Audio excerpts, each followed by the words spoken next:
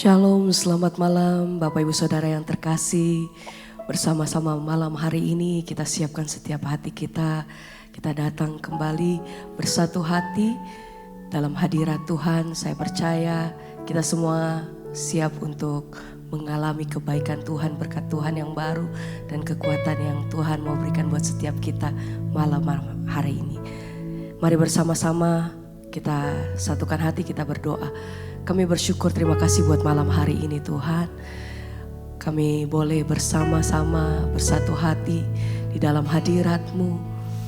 Kami mau tinggal tenang di dalam kasih-Mu Tuhan dan menikmati kasih dan hadirat-Mu. Biar setiap pujian kami malam hari ini, biar setiap penyembahan kami, persembahan kami yang terbaik, itu yang menyenangkan hati Tuhan atas setiap kami pribadi lepas pribadi. Dimanapun kami berada saat ini ya Tuhan, kami percaya bahwa kuasa Tuhan itu tidak pernah terbatas. Ini hati kami, ini pujian kami Tuhan. Sembah, Kau sungguh baik bagiku Bapa. Terima kasih Tuhan. Terima kasih.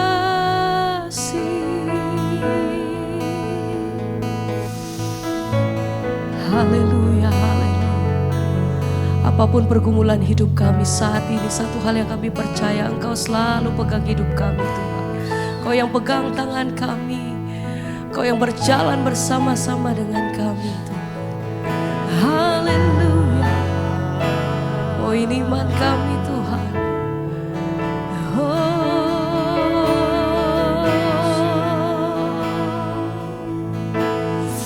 Segala pujian syukur hanya bagi-Mu Tuhan. Kau yang layak.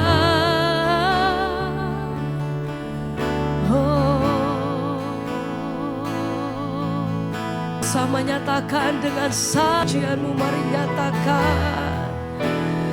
Dengan sayap-Mu ku akan terbang tinggi. Di tengah badai ku tak menyerah. Engkau kekuatan dan perlindunganku bagiku.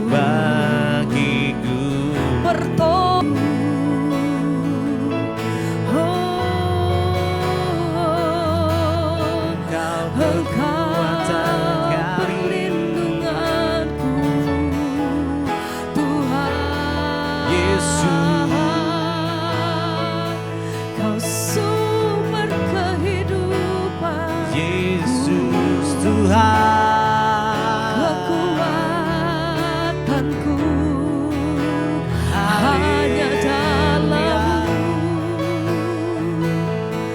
Haleluya.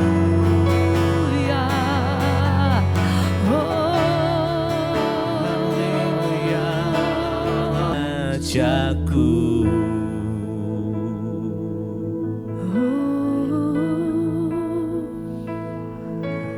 sembah Engkau Tuhan, kami sembah Engkau selamanya. Kami rindukan Engkau, hadirat-Mu Tuhan.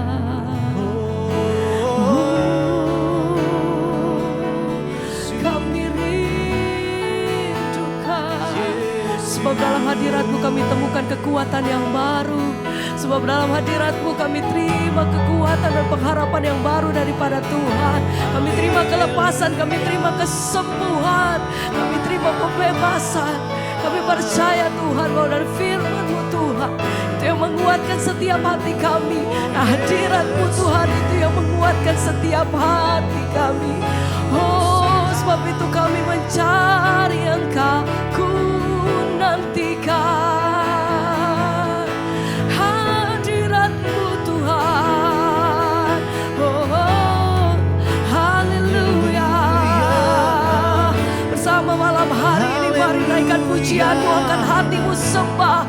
Nyatakan pujianmu, nyatakan hatimu. Ini hati kami Tuhan.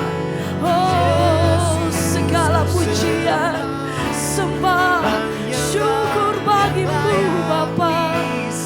Haleluya.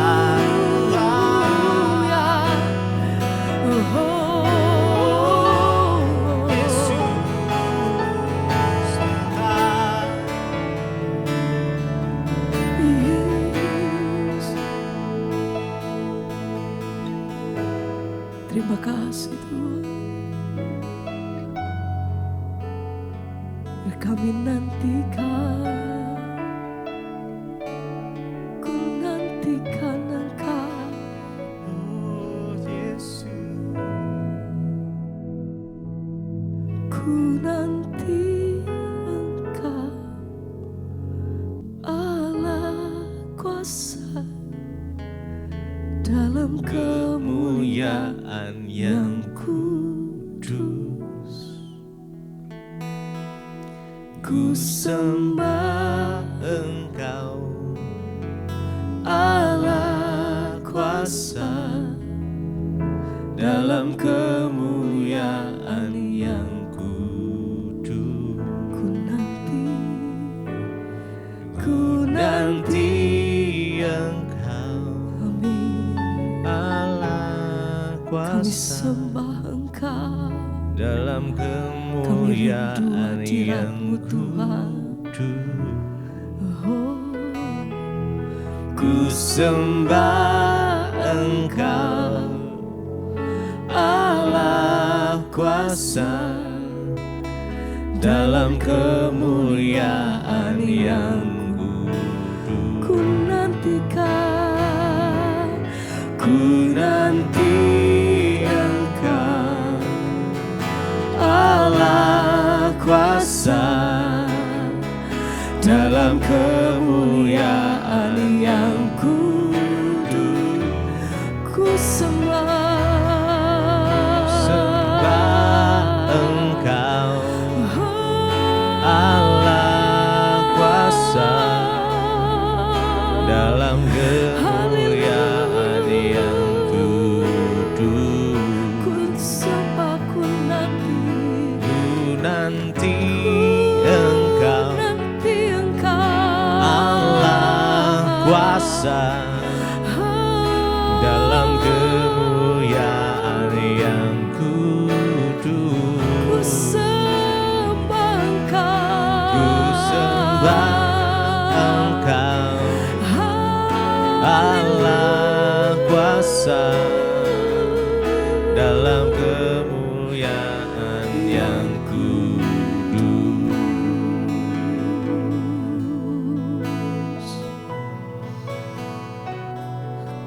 Kekudusan-Mu Tuhan yang kami nantikan.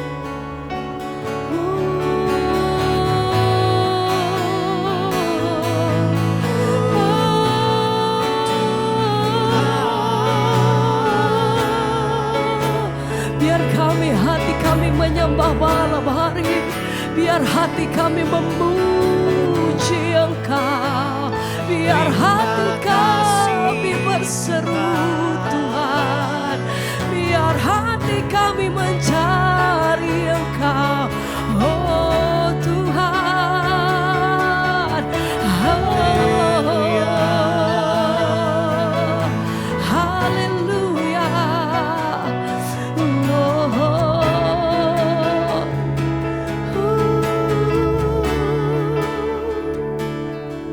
Ku nanti Engkau, Allah kuasa dalam kemuliaan yang Kudus.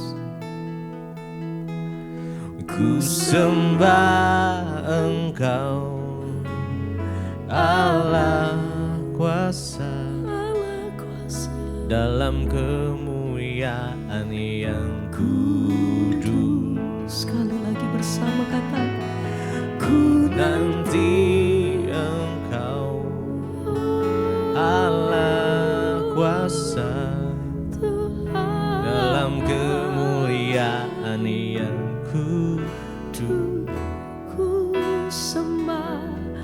ku sembah Engkau, Allah kuasa dalam kemuliaan yang kudus.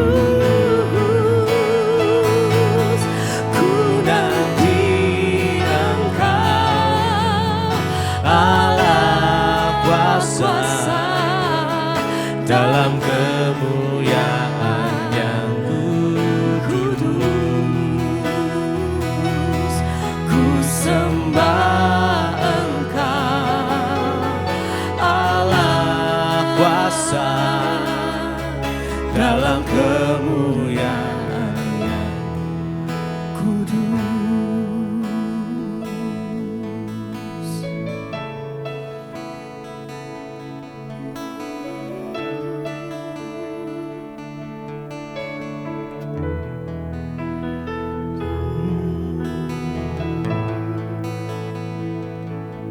Ku sembah Kau Tuhan,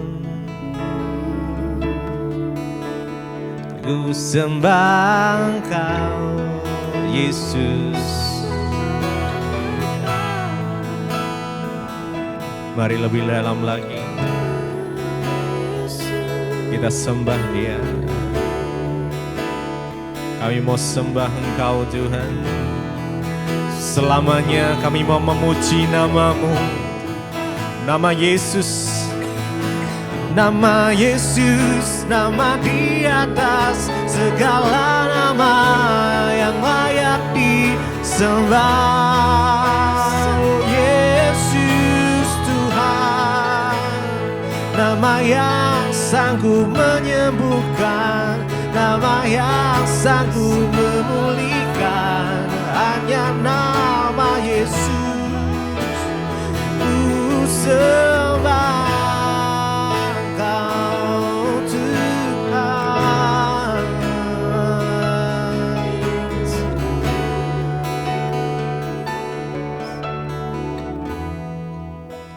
selamanya.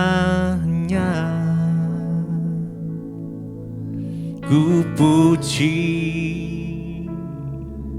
ku sembah Yesus selamanya.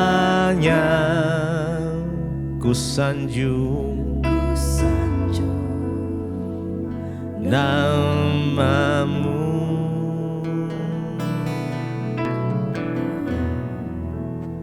selamanya. Tekadku senangkan Engkau selamanya. Engkaulah segalanya, selamanya, selamanya. Ku puji, ku sembah Engkau ya Tuhan.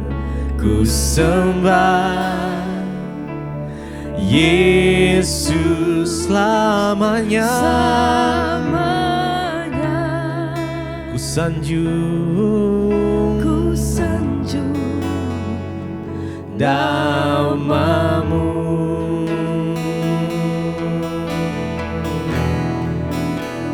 selamanya. Tekadku senangkan Engkau selamanya. Engkaulah segalanya.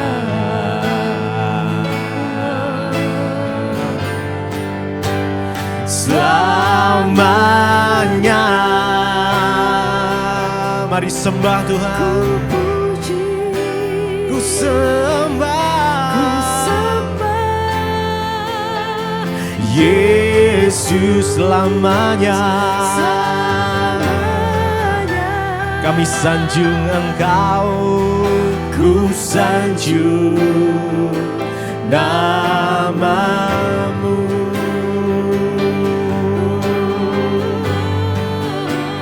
Selamanya tekadku. Kami mau senangkan Engkau ya Tuhan. Engkau selamanya.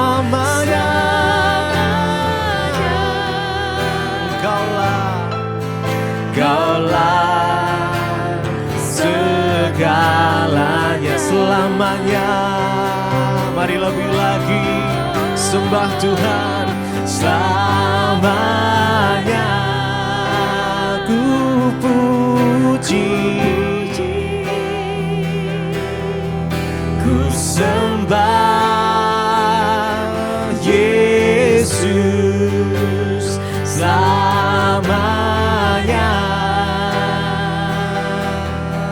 Ku sanjung namamu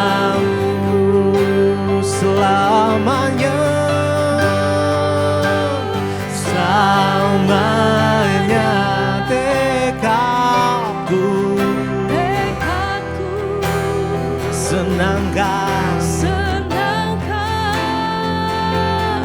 Engkau selamanya. Selamanya Engkaulah segalanya.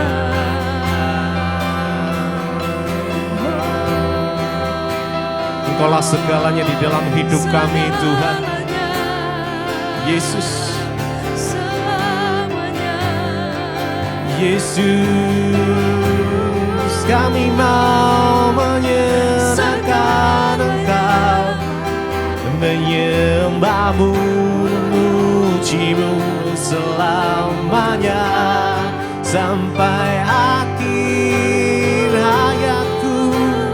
Mau menyembahmu Yesus, Kaulah Tuhan, Kaulah Raja yang layak disembah selamanya. Ku puji, ku sembah Yesus, Yesus selamanya. Ku sanjung namamu.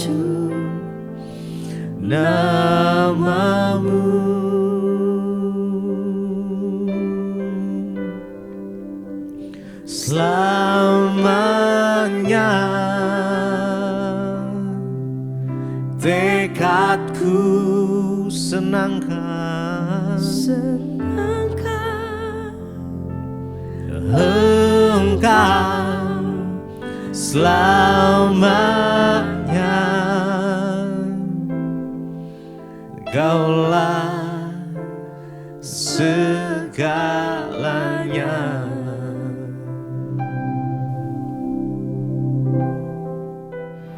Karena itu bawa kami untuk sungguh-sungguh hidup menyenangkan hati Tuhan. Untuk sungguh-sungguh hidup berkenan kepada Tuhan. Biarlah Engkau bawa kami selaras dengan rencana dan kehendak-Mu dalam hidup ini Tuhan. Supaya kami melakukan apa yang berkenan di mata Tuhan. Supaya hidup kami sungguh-sungguh boleh berjalan dalam kemuliaan demi kemuliaan. Karena kami tahu dan percaya bersama Tuhan kami akan melakukan perkara-perkara yang besar. Amin. Sebab tidak ada perkara yang mustahil bagi Allah. Amin. Terima kasih Bapa, urapi hamba-Mu yang tidak ada apa-apanya, urapi setiap kami. Dalam nama Tuhan Yesus kami berdoa mengucap syukur, sama-sama katakan amin. Tepuk tangan buat Tuhan Yesus saudara, silakan duduk. Nah malam ini saudara, haleluya ya. Deras sekali hujannya ya. Firman Tuhan berkata dalam Alkitab bahwa siapa yang menghormati aku akan kuhormati. Tetapi siapa menghina aku dia akan direndahkan. Saudara, bagaimana mungkin Tuhan itu berkata bahwa dia akan menghormati kita? Saudara kalau dihormati oleh manusia, saudara seneng enggak? Diperlakukan baik, saudara dihormati, ya saudara apa ya ada orang bilang diorangkan lah begitu. Semua manusia tuh pasti kepengen begitu. Tapi saya dari dulu belajar untuk nggak usah mencari penghormatan dari manusia. Kenapa? Karena penghormatan dari manusia itu sia-sia dan hanya sementara. Tapi kalau kita mencari penghormatan yang dari Tuhan, itu yang luar biasa Bapak Ibu. Dan firman Tuhan berkata dalam 1 Samuel pasal 2 ayat yang ke-30, nanti saudara baca di rumah saja. Siapa menghormati aku akan kuhormati. Bapak Ibu bisa bayangkan kalau kita ini dihormati Tuhan loh. Yang hormat kita ini bukan manusia, ya bukan siapa-siapa, tapi yang menghormati kita tuh Tuhan. Coba saya minta kita sedikit merenung ya. Kalau Tuhan menghormati kita, itu kayak apa saudara? Dan ini bukan saya yang ngomong, tapi firman Tuhan yang ngomong. Mari kita hidup menghormati Tuhan, dan Alkitab berkata kalau kita menghormati Tuhan maka kita akan dihormati oleh Tuhan. Ya, bagaimana kita menghormati Tuhan? Saya pengen kita baca dulu saudara, bagaimana menghormati Tuhan. Amsal pasal yang ke-8 ayat 13. Amsal 8 ayat 13, firman Tuhan berkata di sana, kita harus hidup takut akan Tuhan. Apa itu takut akan Tuhan? Baca yuk bersama 1, 2, 3. Takut akan Tuhan ialah membenci kejahatan. Aku benci kepada kesombongan, kecongkakan, tingkah laku yang jahat, dan mulut penuh tipu muslihat. Takut akan Tuhan itu adalah membenci kejahatan. Kalau kita berkata kita ini Kristen, anak Tuhan, maka kita wajib hidup takut akan Tuhan. Dan bagaimana hidup takut akan Tuhan itu? Yang pertama, membenci kejahatan.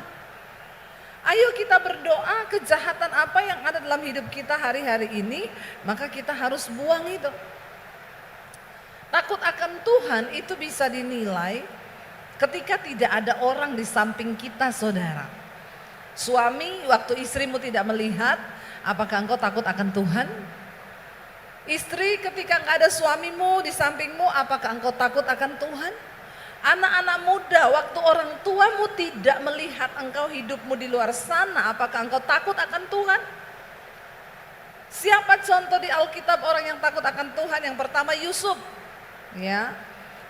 Alkitab berkata ketika Yusuf ada di rumahnya Potifar, Potifar itu seorang pejabat di Mesir. Dia punya istri namanya Tante Potifar.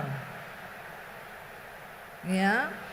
Saudara, kalau dia seorang menteri, perdana menteri atau seorang pejabat di Mesir, saya mau tanya, kira-kira istri pejabat itu cantik atau tidak? Saya mau tanya sama bapak-bapak yang ada di sini atau para pria yang ada di sini. Kalau nggak ada orang di rumah, lalu kau digoda oleh wanita cantik, ya bapak-bapak ini udah mulai senyum-senyum ini saya lihat. Digoda wanita cantik, bapak-bapak kira-kira lari atau lari menjauh atau mendekat? Ayo bapak-bapak jawab jujur. Tidak ada istrimu, tidak ada orang, lalu ada wanita cantik, putih, ya mendekat, kira-kira saudara lari atau diam aja? Ini bapak-bapak kok tidak bergeming ya, nggak ngomong iya juga, tapi diam-diam baik. Ya lari atau gimana Pak? Pak tolong tatap mata saya. Ya. Saudara, ini ujian iman loh, ujian iman. Yusuf lulus dalam ujian kepahitan. Dia dibuang keluarganya jadi budak, dilempar ke sumur, mau dibunuh, dia lulus ujian kepahitan. Dia takut Tuhan, dia ampuni keluarganya, dia gak kepahitan. Lulus juga dalam hal kepercayaan uang Yusuf. Sama Potifar dikasih kepercayaan semua hartanya, uangnya itu dibawa kendali Yusuf. Dia tidak nyolong karena dia tahu Tuhan itu maha melihat. Saudara jangan nyolong, nanti Tuhan maha melihat. Lalu dia lolos dalam hal uang, lolos dalam hal kepahitan. Iblis itu tidak diam saja. Satu hal kamu lolos, dua hal kamu lolos, maka dia masuk pada ujian yang ketiga. Ini Yusuf belum pernah digoda nih sama wanita cantik. Lalu ketika nggak ada orang, tante Potifar mendekat. Dan Alkitab berkata Yusuf lari atau berdiam? Yusuf lari. Saya khotbah di mahasiswa, saudara mahasiswa bilang begini, iya Bu Yusuf lari karena Yusuf tuh nggak suka sama tante Potifar, dia sukanya sama Om Potifar. Bertobat kamu ya? Emang Yusuf laki-laki apaan? Sekarang kan banyak tulang lunak. Di Balikpapan ada tulang lunak? Bertobat ya, jangan ada tulang lunak di sini ya. Jadi saudara, Alkitab berkata Yusuf itu seorang normal ya, dia tidak menyimpang, tapi memang dia hidup takut akan Allah. Akhirnya dia lari, dia menjauh dari tante Potifar dan akhirnya Tuhan mengangkat hidupnya walaupun dia difitnah saudara. Untuk sebuah kebenaran karena takut akan Tuhan Yusuf harus difitnah. Waktu kita hidup takut Tuhan bukan berarti tidak ada masalah. Walaupun kita dekat dengan Tuhan, kita hidup kudus, ya yang namanya masalah itu bisa datang, tapi firman Tuhan bilang berbahagialah kalau engkau menderita karena kebenaran. Karena hal itu diperhitungkan Tuhan menjadi sebuah kasih karunia. Lalu Yusuf akhirnya dipenjara, dia jalani semuanya, dia syukuri semuanya. Ternyata memang jalan untuk menuju ke istana raja bagi Yusuf harus melewati pintu penjara. Perhatikan Tuhan turut bekerja bagi orang-orang yang hidup takut akan Tuhan. Anak-anak muda di sini, kau harus hidup takut Tuhan loh, walaupun gak ada orang tuamu, kau harus jaga kekudusan, amin. Saya selalu bilang yang umur 20 tahun ya, ndak usah pacaran dulu. Ada di sini yang 20 tahun sudah pacaran? Masih SMA pacaran lagi. Maaf ya, kau itu belum bisa cari duit sendiri udah pacaran. Nggak usah pacaran. Ya pacaran umur 20 itu buang pikiran, buang tenaga, buang pulsa, buang duit. Survei membuktikan anak-anak muda yang depresi hari-hari ini, yang tingkat depresinya tinggi itu yang sudah pacaran. Ngapain kau belum bisa menentukan kehidupan, belum bisa ada gaji, sudah pacaran nih anak-anak sekarang ini saudara ya. Tunggu sampai lulus kuliah, cari kerja dulu, ya hidupmu mapan, baru kau mulai berdoa. Umur 20 ke atas baru mulai berdoa dulu. Ya, nanti sudah 23, 24 itu baru mulai pacaran. Amin yang muda-muda. Tapi kau juga harus banyak berdoa. Karena di bawah 30 tahun jodoh di tangan Tuhan, di atas 30 Tuhan lepas tangan. Enggak, Tuhan enggak pernah lepas tangan ya, pasti dia turun tangan. Enggak usah takut, lebih baik lama berdoa tapi dapat yang terbaik daripada cepet-cepet tapi salah memilih jodoh. Ya, karena pilih jodoh itu untuk seumur hidup loh. Enggak ada tukar tambah. Kalau salah ya sudah salah. Yusuf mengalami saudara penderitaan karena dia hidup takut Tuhan, tapi Tuhan membela dia. Nah, apa itu takut akan Tuhan? Takut akan Tuhan ialah membenci kejahatan. Aku benci kepada kesombongan, kecongkakan, tingkah laku yang jahat dan mulut penuh tipu muslihat. Jangan suka bohong. Jangan suka bohong ya. Orang yang suka berbohong itu bahaya saudara, nggak diberkati hidupnya. Kita ini kadang berpikir nggak apa-apa lah bohong kecil-kecil. Bohong itu tetap bohong. Bapak-bapak nggak boleh bohongi istri, amin. Tolong bapak-bapak amin yang kenceng. Jangan suka bohongi istri. Kalau udah gajian ngomong sudah gajian. Kalau dapat bonus dari kantor, ngomong dapat bonus. Jangan uang disembunyiin, nanti jadi uang sial. Kalau dalam hal keuangan kita saja tidak terbuka, berbahaya loh ya. Jadi mari kita berdoa menjadi orang yang takut Tuhan dalam segala perkara. Tidak boleh bohong sama istri. Kalau kau suka bohong sama istri, maka hidupmu tidak diberkati. Aku benci kepada kejahatan, aku benci pada kesombongan, kecongkakan, tingkah laku yang jahat dan mulut penuh tipu muslihat. Jangan sombong jadi orang. Karena Alkitab berkata Tuhan menentang orang yang sombong. Ya tapi semua manusia itu kayaknya punya bakat sombong. Ada yang bilang sama saya, Bu itu loh mentang-mentang orang kaya Bu sombong. Saya bilang orang kaya sombong mah biasa, orang miskin sombong juga banyak. Banyak gak miskin sombong? Banyak, udah miskin sombong lagi.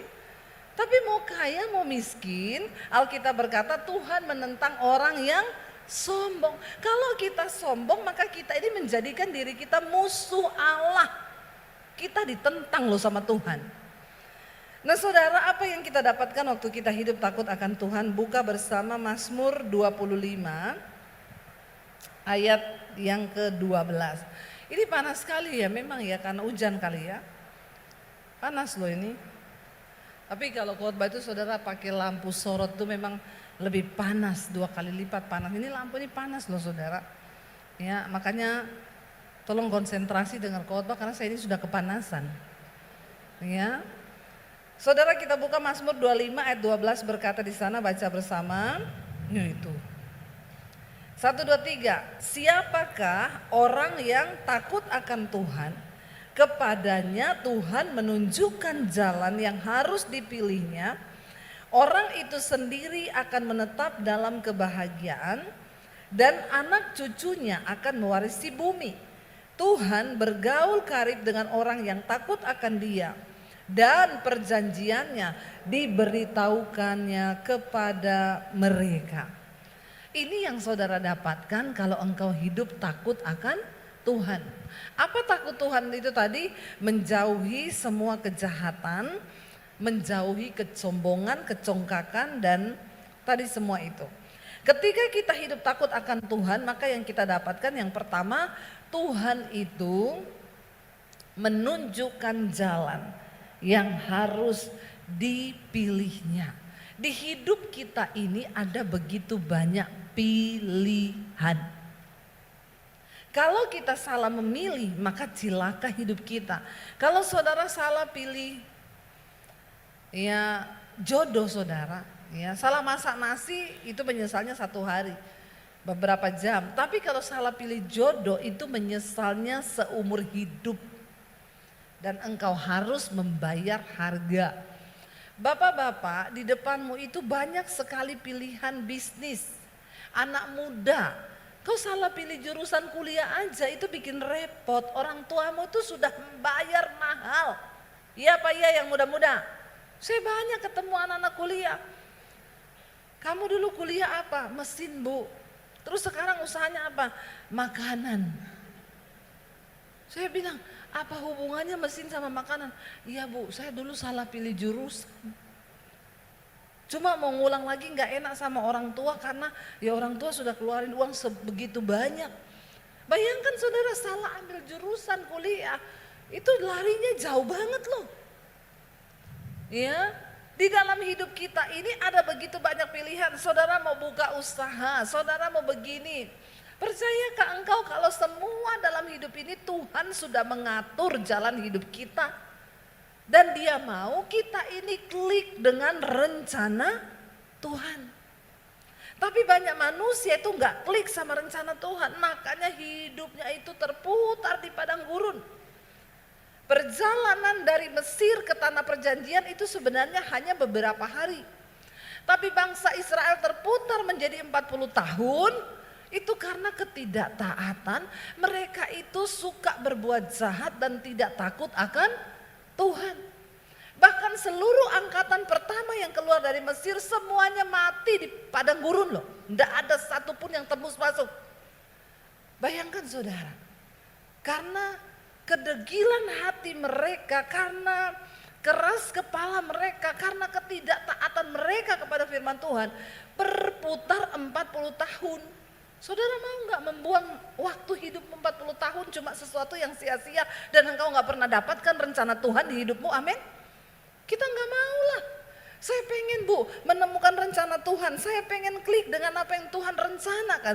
Karena kebahagiaan di hidup manusia itu bukan waktu kita dapat apa yang kita mau, tapi waktu kita dapat apa yang Tuhan mau. Dalam pelayanan, dalam pekerjaan, dalam jodoh, dalam karir, dalam kuliah, ayo klik dengan rencana Tuhan. Bagaimana caranya? Mulai baca Alkitab. Karena firman Tuhan ini itu adalah blueprint. Ini manual book hidup kita, saudara. Bagaimana kita tahu rencana Tuhan? Ya kita harus banyak bergaul dengan firman Tuhan. Siapa di sini yang tiap hari baca Alkitab? Biar cuma satu ayat baca Alkitab atau dengar khotbah, siapa? Ya. Ambil sepeda di bawah. Enggak tahu sepedanya siapa, ambil saja. Ya. Saudara, nah kau enggak pernah baca Alkitab, bagaimana kau tahu isi hati Tuhan? Ya, kita ini semua sudah rusak, otak kita ini harus dicuci otak kita ini semua. Ya, jadi kita harus dibaharui dalam pikiran kita supaya kita akal budinya jalan dan kita ini berpikir ya, sesuai dengan kehendak Tuhan. Saya itu ketemu satu jemaat, suaminya jatuh saudara dari lantai 3. Tapi tidak mati saudara, tapi dioperasi otak. Waktu dioperasi otak, dokternya bilang nanti kalau dia sembuh bu, ya mungkin suamimu ini akan mengalami banyak hal yang ya tidak seperti biasanya karena namanya juga otaknya sudah dibuka. Lalu saudara dibawa ke dokter ya. Istrinya bilang suami saya ini kadang lupa, kadang ingat, kadang begini, kadang begini. Dokternya bilang gini, jadi bu suaminya ibu ini otaknya harus disetting ulang. Karena banyak ada memori-memori yang dia lupa ya dan ya harus disetting ulang. Saya berpikir gini, otak bisa disetting ulang ya, bisa. Alkitab firman Tuhan berkata begini saudara, pikirkanlah semua yang adil, yang baik, yang manis. Pikirkanlah semua itu dan Alkitab juga bilang, berubahlah oleh pembaharuan budimu supaya kamu dapat mengenal kehendak Tuhan. Berubah oleh pembaharuan budi. Nah selama ini kita ini otaknya ini manusia ini sudah rusak saudara. Banyak yang kotor otak kita dari kecil. Kita dikandung dalam dosa, kutuk dosa. Kita dibesarkan orang tua kita. Iya kalau orang tua itu hidupin kita dengan firman. Banyak anak-anak itu yang orang tuanya juga gak ngerti firman. Dari kecil kita dicekokin banyak prinsip-prinsip yang tidak benar.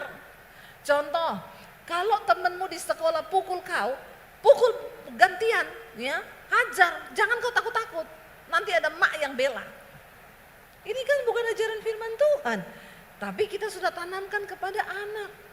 Banyak prinsip yang salah, makanya otak kita ini harus disetting ulang. Dengan cara apa? Baca Alkitab, baca firman, supaya otakmu itu dibaharui kembali sehingga kita mengalami pembaharuan budi, lalu kita bisa berubah. Mengerti kehendak Tuhan, baca Alkitab, tahu yang muda-muda nih. Ya, kalau ada cowok datang mau seganteng apapun kalau enggak seiman, tolak jauh-jauh. Amin. Soalnya ganteng, Bu.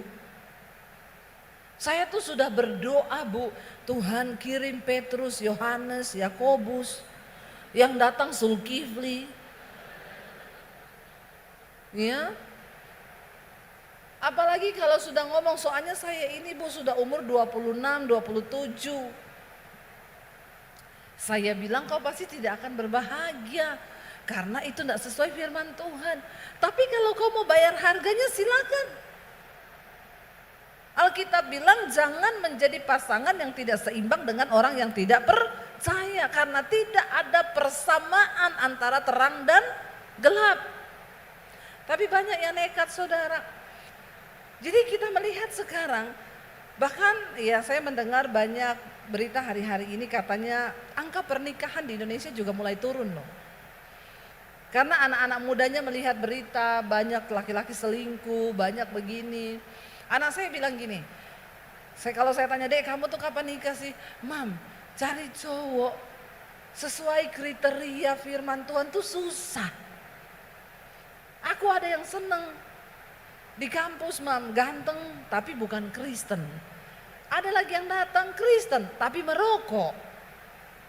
Kan kita nggak boleh sama cowok merokok. Di sini masih ada yang merokok? Nggak usah angkat tangan. Jangan, nanti saya baptis saya rendam 20 menit saudara. Tapi saya tahu nih yang merokok-merokok di sini saya tahu. Kenapa saya tahu? Di kepalamu ada asap soalnya. Ya. Anak saya bilang susah, Mam. Dapat ada baik, perhatian tapi dugem. Saya cuma bilang gini, Dek, berdoa.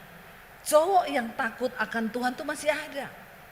Ya, buktinya papimu ada. Ya kan?